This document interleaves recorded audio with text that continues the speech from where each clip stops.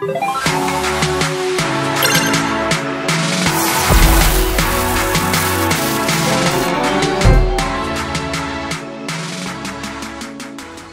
dan salam sejahtera. Berjumpa kembali di Review Zone episod seterusnya. Okay, hari ini kita berpeluang kita akan berkunjung di apa namanya?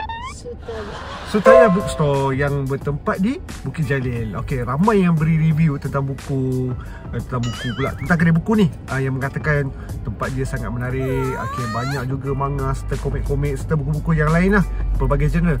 Dan yang mengatakan kedai ni sangat cantik lah.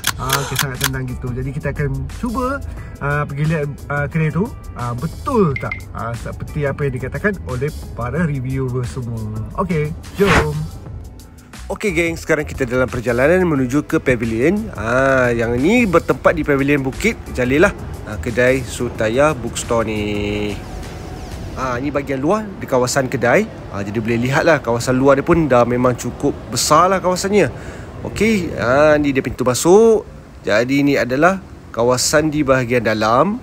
Terdapat pelbagai section buku-buku dekat sini lah, ya. Seperti buku-buku store yang lain. Cumanya apa yang membezakan kedai buku ni dengan yang lain, terdapat library untuk kanak-kanak seperti ini. Cuba lihat, sangat selesa ya.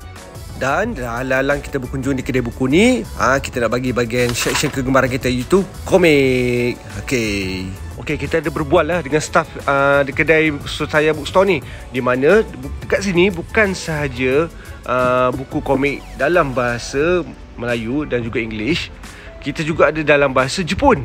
Cuba lihat komik One Piece ni, tebalnya. Ni puas hati ni kalau baca ni.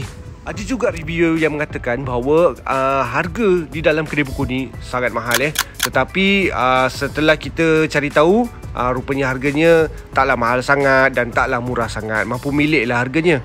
Dan ini adalah kawasan untuk kita duduk rehat dan membaca. Kita juga ada misi hari ni. Kita cuba cari beberapa komik lah.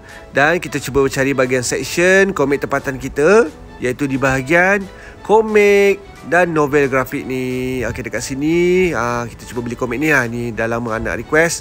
Dan ini adalah koleksi untuk diri sendiri.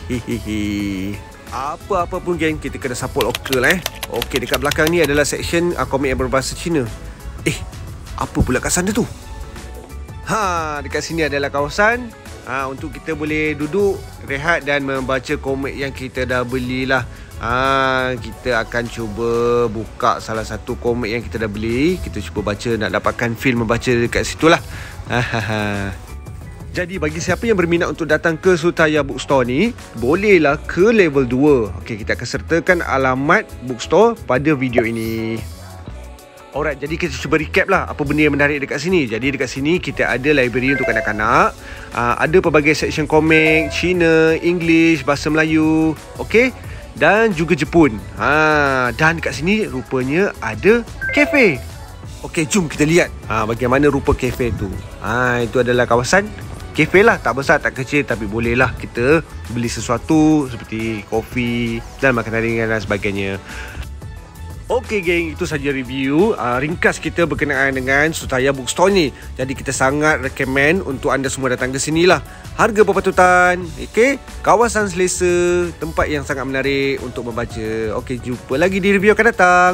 Bye, Assalamualaikum, peace.